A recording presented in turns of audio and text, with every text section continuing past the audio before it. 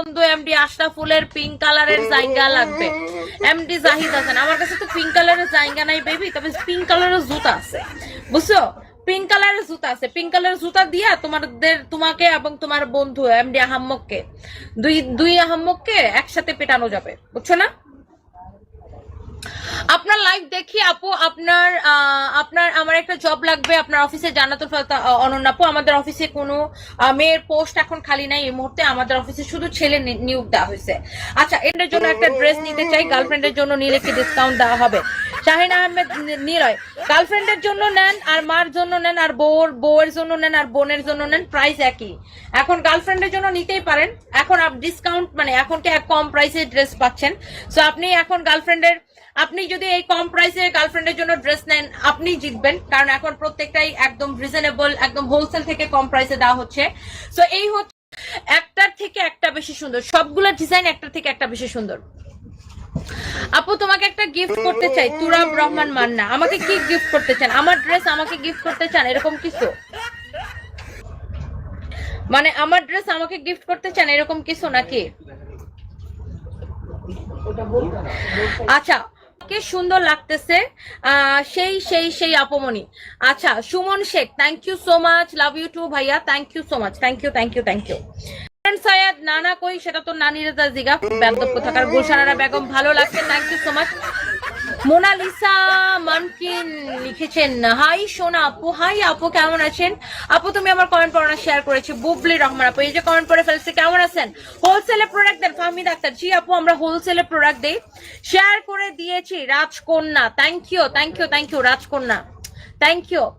আমার কলিজার আপু, তোমাকে নিয়ে সকালের সংবাদ খুব বাজে একটা প্রতিবেদন দেখছি, স্বামীর চিন্তাই, সেই বিষয়ে কিছু বলো।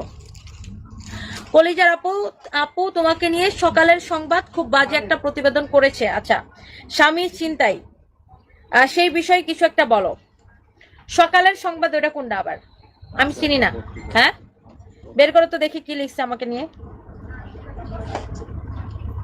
তো সকালের সংবাদের মালিকের বাপরে চিন্তাই করে নিয়ে আসবো না, ওর মারে ছাড়ায়, ও যদি আমার এনে নিউজ করে থাকে। হ্যাঁ, বের করো দেখি।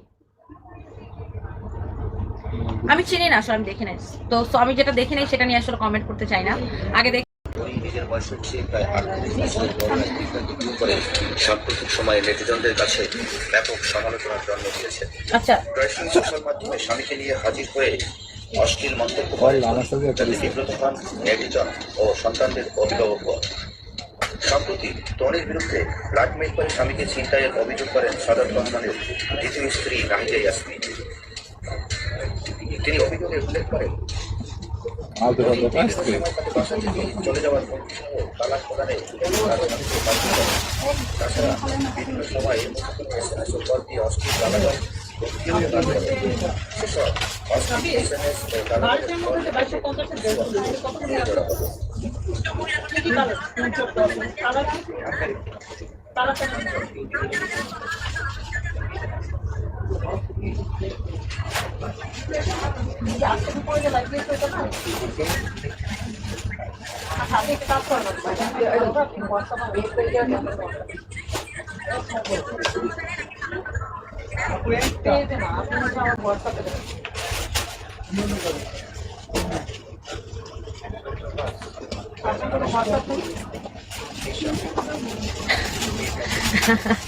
শোনেন, যাদের ভাত নাই ওরা আসলে আমাকে দিয়ে ভাত ইনকাম করতে চায়।